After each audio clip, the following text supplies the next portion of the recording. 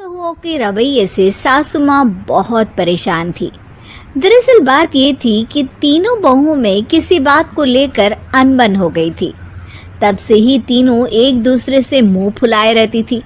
ना कोई सीधे मुंह किसी से बात करती, ना किसी का कहना मानती।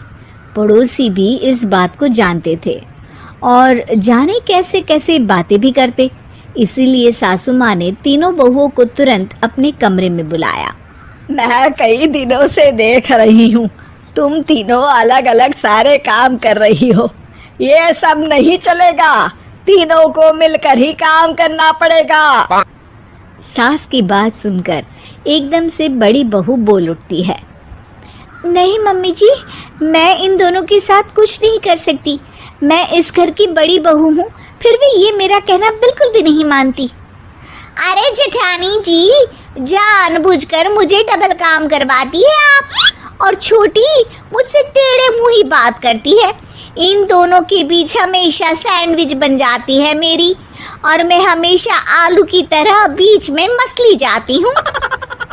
मम्मी जी, इन दोनों को लगता है कि मैं छोटी हूँ तो इनके पैरों तले दब जाऊंगी, लेकिन नहीं, मेरा भी उतना ही अधिकार है जितना इन दोनों का है। बढ़िया आई दोनों मेरी चुगली करने के लिए, मुझे क्या कम समझ रखा है। तीनों बहू एक दूसरे से बहस करने लगती है और सास दोबारा ये देखकर टेंशन में आ जाती है और सबसे कहती है, चुप हो जाओ, अब से तुम तीनों सारे काम एक साथ करोगी। आंख बंद करके एक दूसरे की बात सुनोगी। तुम तीनों इस बात को गांठ बांध लो, वरना अगली छुट्टियों में तुम्हारा अपना मायके जाना कैंसिल। सास की बातें सुनकर डर के मारे तीनों हामी भर देती हैं। जी मम्मी जी, मैं समझ गई। हाँ मम्मी जी, जैसा आप कहें। आप जो कहेंगी मैं वही करूंगी। तीनों बहू सास की बात को गांठ बांध लेती है और वादा करती है कि अब से सारे काम वो तीनों एक साथ मिलकर ही करेंगी। ये सब देखकर सास खुश हो जाती है और वहां से चली जाती है। नीचे जाकर वो देखती है कि घर में शर्मा जी आए हुए होते हैं। सास जोर से आवाज लगाकर कहती है, अरे बहू, जरा चाय बनाकर तो लाना, शर्मा जी आए हैं। सास की बात सुनकर तीनों बहू तुरंत किचन की ओर भागती है और चाय बनाना शुरू कर देती है। मुझे तो एकदम मसाले वाली कड़क चाय पसंद है, तो हम शर्मा जी के लिए मसाले वाली चाय ही बनाएंगे। अरे नहीं दीदी, गर्मी के मौसम में मसाला चाय कौन पीता है? मैं तो शर्मा जी के लिए इलायची वाली चाय ही बनाऊंगी। ये कैसी बात कर रही हैं आप दोनों? मेरी मम्मी ने सिखाया है कि मेहमान को ज्यादा दूध और शक्कर वाली चाय देनी चाहिए, वरना वो घर वालों को कंजूस समझते हैं। तो मैं तो शर्मा जी को ऐसी ही चाय दूंगी। तीनों बहुएं अपने अपने तरीके से चाय में शक्कर, मसाला, पत्ती सब डाल देती है। उबलने के बाद तीनों मिलकर चाय बाहर लेकर जाती है और शर्मा जी और सासू माँ को देती हैं। चाय पीने के बाद शर्मा जी सासू माँ को देखकर शर्मा जाते हैं और शर्मिंदा महसूस करते हैं कि आखिर उन्होंने चाय पीने के लिए हामी क्यों भरी। सासू माँ भी चाय पीना शुरू करती है और कहती हैं, अरे बहू, ये कैसी चाय बनाई है? चाय है या मीठे दूध की बासुंदी?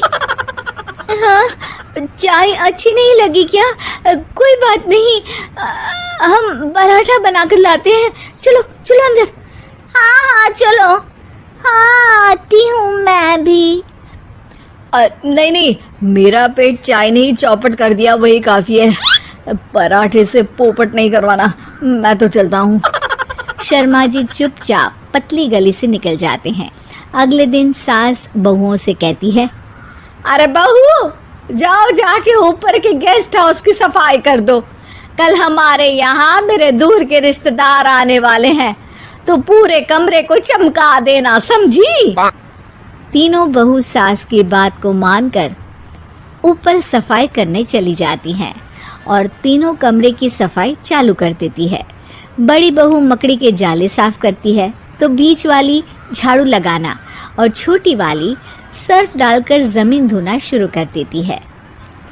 अरे दीदी जिठानी जी, अभी मैंने पूरी फर्श धोई और आप फिर से धूल नीचे गिरा रही हैं।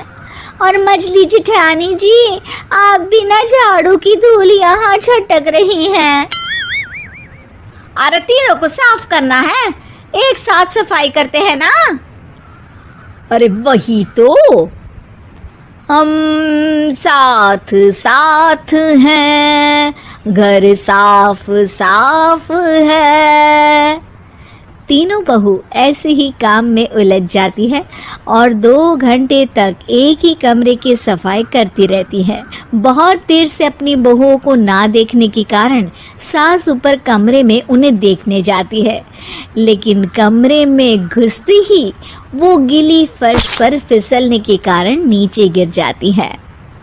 ओरी मोरी मैया, हड्डी मरोड़ के रख दी। आए मेरी तो कमर ही टूट गई रे। तीनों बहुएं सास को उठाती हैं और बिस्तर पर सुला देती है। अरे मेरे हाथ पैर दर्द कर रहे हैं, दबा दो आराम मिलेगा। हाँ जी माँ जी।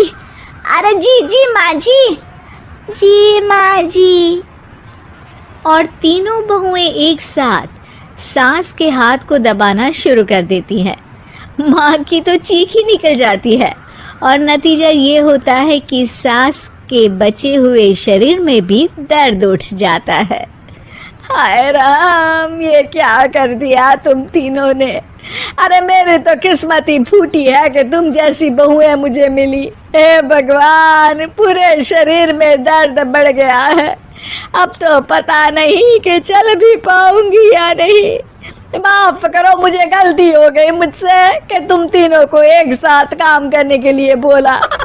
सोचा था तीनों मिलके अच्छे से काम करेगी, लेकिन बड़े बुजुर्ग सही कहते थे कि 3 तिगाड़ा काम बिगाड़ा। तुम लोगों ने ये बात ना आज साबित करके दिखा दी। तुम तीनों को तो समझाना यानी मानो भैंस के आगे बीन बजाना है। तुम्हें अकेले अकेले काम करना है ना, तो अब से तुम अकेले ही अपना अपना काम करो।